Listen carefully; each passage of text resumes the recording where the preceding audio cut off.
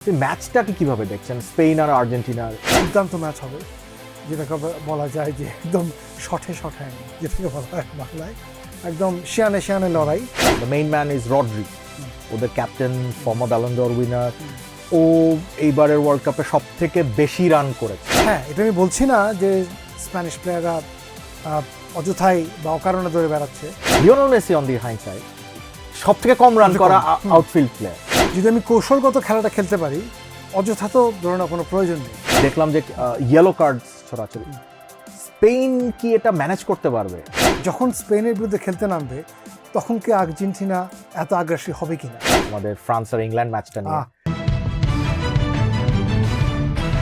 2026 FIFA বিশ্বকাপ নিয়ে Times of বাংলাদেশের বিশেষ আয়োজন আপনাদের সবাইকে স্বাগত জানাচ্ছি। আমি রুবাইদ ইফতেখার। কাল ফিফা বিশ্বকাপের ফাইনাল, আর ক ঘন্টা পরেই ফ্রান্স ইংল্যান্ডের খুব গুরুত্বপূর্ণ না হলেও গুরুত্বপূর্ণ একটা ম্যাচ। সেই ম্যাচ নিয়ে এবং ফাইনাল নিয়ে কথা বলতে স্টুডিওতে এই মুহূর্তে হাজির হয়েছেন ক্রীড়া লেখক এবং ফুটবল বিশ্লেষক তৌহিদ ফিরোজ। তৌহিদ ভাই, আপনাকে স্বাগত। কালকে ফাইনাল, তার আগে আজকে একটা ম্যাচ আছে যেটা নিয়ে আমরা কালকে কথা বলেছিলাম যে এই ম্যাচটা আসলে কেউ খেলতে চায়। সেটাতে যাওয়ার আগে ফাইনাল নিয়ে কিছু কথা বলে ফেলা ভালো।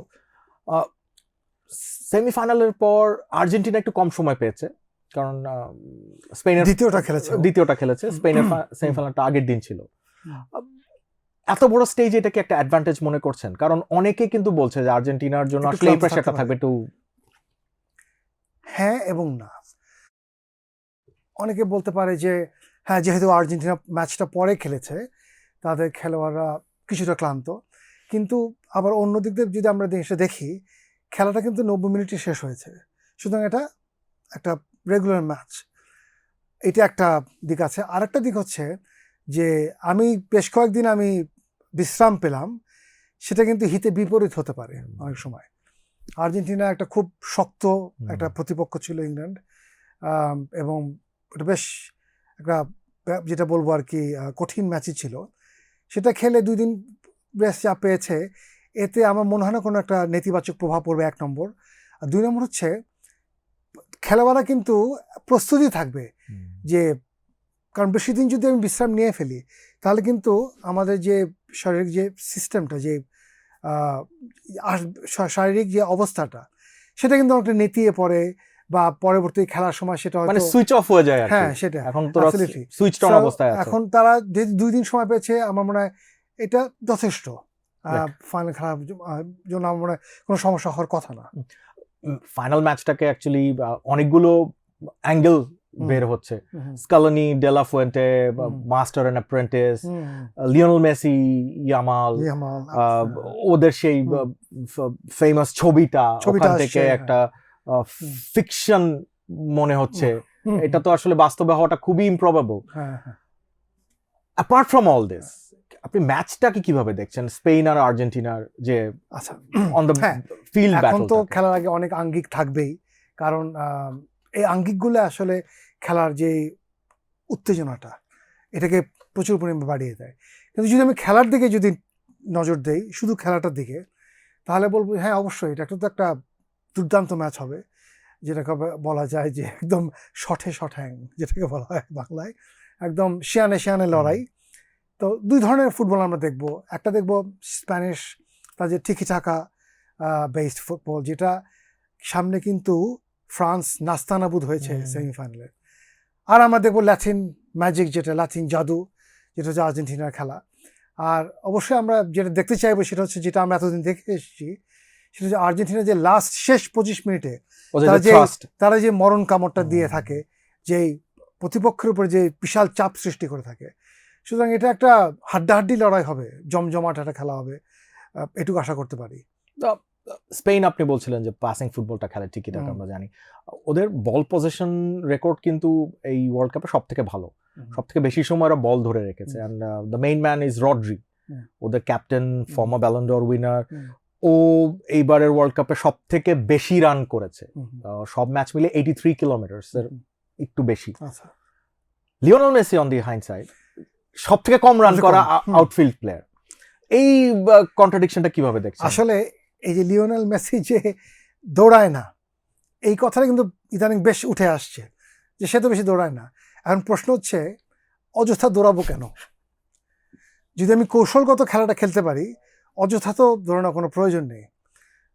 আসলে এখানে প্রতিটা মুহূর্ত আমাকে বুঝতে হবে যে আমার যে দমটা আছে সেটা ধরে রেখে আমাকে ম্যাচটা আগাতে হবে।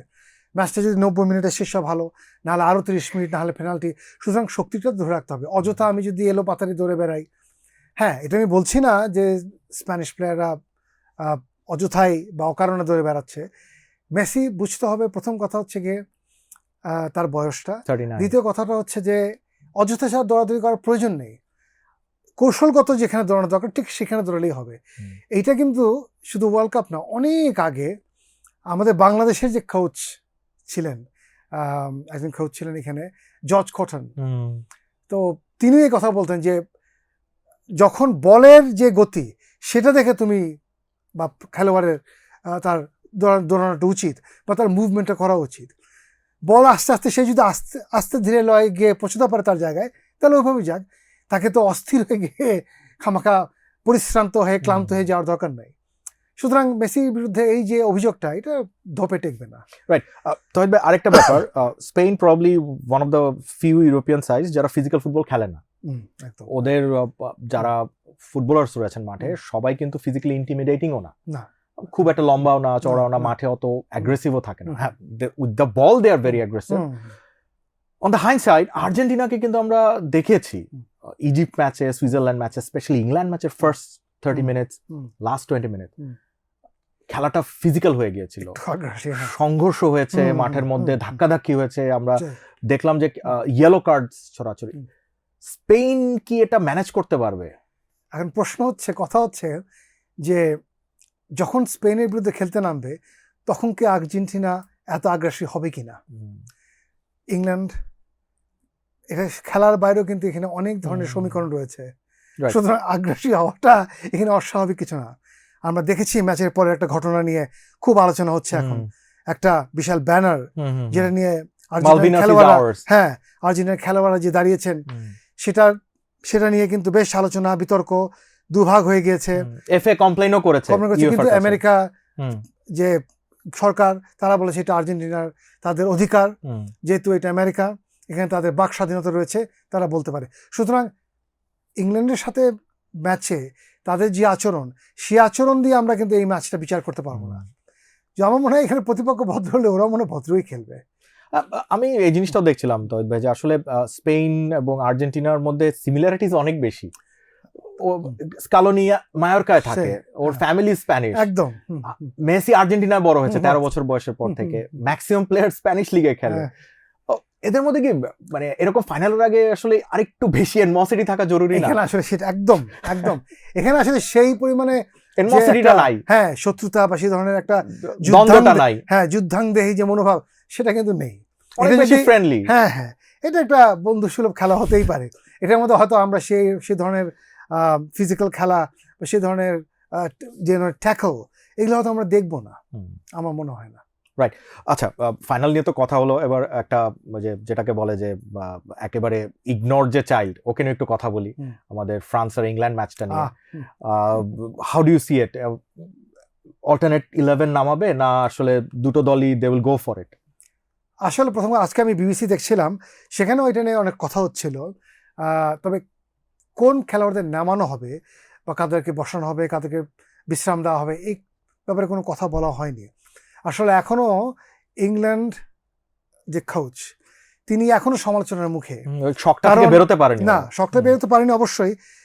আরেকটা ব্যাপার হচ্ছে উনি সমালোচনার মুখে এই কারণে, কারণ তার যে খেলার যে প্রক্রিয়াটা শেষের দিকে, এই যে রক্ষণাত্মক খেলা, এটার জন্য কিন্তু তিনি বেশ অনেকের কাছ থেকে তির্যক মন্তব্য পেয়েছেন এবং বেশ সমালোচনার মুখোমুখি হয়েছেন। এবং এটা নিয়ে এত বেশি কথা হচ্ছে যে যুক্তরাষ্ট্রের যে প্রেসিডেন্ট, উনিও এটা নিয়ে কথা বলেছেন। উনিও বলেছেন যে যখন জিতে রয়েছে বা 1 গোল এগিয়ে রয়েছে, তখন কেন দলটি রক্ষণাত্মক খেললো। সুতরাং এখান থেকে বোঝা যায় যে তার উপরে যে চাপটা কতটুকু। তবে সেটাকে ছাড়িয়ে দিয়ে হয়তো অবশ্যই নতুন কিছু খেলোয়াড় থাকবে। টুখেলের উপর যে প্রেশারটা রয়েছে, আজকের ম্যাচে যদি ফ্রান্সের কাছে ওরা হেরে যায়, প্রেশারটা কি বাড়বে না আসলে এই খেলাটাকে আসলে কেউই গুরুত্ব দিচ্ছে না? কি মনে হয় এখন কি এই খেলাটাকে গুরুত্ব দেওয়া? সত্যি কথা বলতে এই খেলাটা আগে যে খেলা ছিল তার কাছে তো কিছুই না। দুই দলেরই মন ভেঙে গিয়েছে, কারণ কেউ তো এই খেলাটা খেলতে আসেনি। সুতরাং এটা হারলো কি জিতলো এটাতে অত কিছু আসবে যাবে না। যদি কেউ যদি যেই দল বিজয় নিয়ে বের হবে, হ্যাঁ তার জন্য একটু সান্ত্বনা থাকবেই অবশ্যই। এইটুকুই। ফ্রান্সের জন্য একটা এক্সট্রা মোটিভেটিং ফ্যাক্টর আছে, এটা ডিডিয়ার ডেশমের আন্ডারে ফ্রান্সের last match. And how would you rate him as a coach? 14 বছর ফ্রান্সের কোচ ছিলেন এবং চমৎকার রেজাল্ট, মানে আপনি যদি 2016 ইউরোর ফাইনাল থেকে শুরু করেন, and he has done wonders. দুর্দান্ত, উনি তো অতুলনীয় একটা ভূমিকা রেখেছেন ফ্রান্সের এই উত্থানের, তার বিশাল ভূমিকা ছিল। চলে যাচ্ছেন, হয়তো চাবেন একটা বিজয় দিয়ে শেষ করতে তার সময়টা। তবে কথা হচ্ছে ডিডিয়ার ডেশম যাওয়ার পরে ফ্রান্সের যে কোচ আসবেন তার উপর কিন্তু চাপটা আরো বেশি হবে। জিনেদিন জিদান আসছেন, হ্যাঁ জিদান আসবে। এখন সে কতটুকু কি করতে পারে। ম্যারাডোনা কিন্তু আর্জেন্টিনার কোচ ছিলেন এক সময়। তো যাই হোক, জিদান সে কতটুকু কিছু করতে পারে সেটা দেখার বিষয়। বাট শেষটা না হয় ভালোই হোক। Lastly any predictions France England ম্যাচটা নিয়ে করতে চান? খুব দুষ্কর বলা আসলে, কারণ দুজনে কারা যে কাদেরকে নামাবে বলা যায় না। যেহেতু ফ্রান্স তো র্যাঙ্কিংয়ে এগিয়ে, ওরা হয়তো একটু বেটার পজিশনে থাকবে। তবে ইংল্যান্ডও তো ছেড়ে দেবে না, কারণ ফ্রান্সের কাছে তারা হারতে যাবে না। সুতরাং দেখা যাক, হয়তো ফ্রান্সই জিতবে শেষ পর্যন্ত। তহিদ ভাই, সময় দেওয়ার জন্য অসংখ্য ধন্যবাদ। অসংখ্য ধন্যবাদ আপনাকেও। এই ছিল আজকে আমাদের আয়োজনে। কাল আবার দেখা হবে একই প্ল্যাটফর্মে। ততক্ষণ ভালো থাকুন, সুস্থ থাকুন, চোখ রাখুন টাইমস অফ বাংলাদেশে।